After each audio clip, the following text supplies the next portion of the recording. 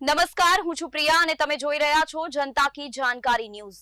નજર કરીએ આજના સમાચારો। સોમનાથ બાયપાસ નજીકની વોર્ડ નંબર 2 સોસાયટીઓમાં વરસાદ વિરામ બાદ પણ ગોઠણડૂબ પાણી ભરાયા। સ્થાનિક રહેવાસીઓમાં પાણી ભરાવાના લીધે અતિશય ગંદકી અને મચ્છરોના ઉપગ્રહથી બીમારી ફેલાવાનો ભય। સ્થાનિક રહેવાસીઓ દ્વારા નગરપાલિકાના સત્તાધીશોને અને નગરપાલિકાને ટેલિફોનિક જાણ કરાતા હજુ સુધી સંતોષકારક જવાબ કે પગલાં લેવામાં આવ્યા નથી।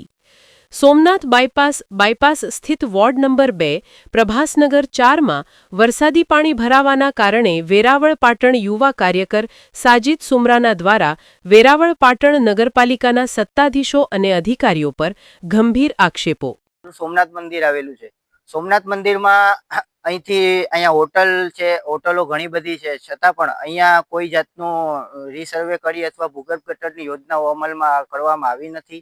ગયા વર્ષે પણ અહીંયા ભૂગર્ભ ગટરની ઘણી બધી એવી ગ્રાન્ટો પાસ થયેલી છે, જેનું કોઈ કામ અત્યારે નજરે પડી રહ્યું નથી।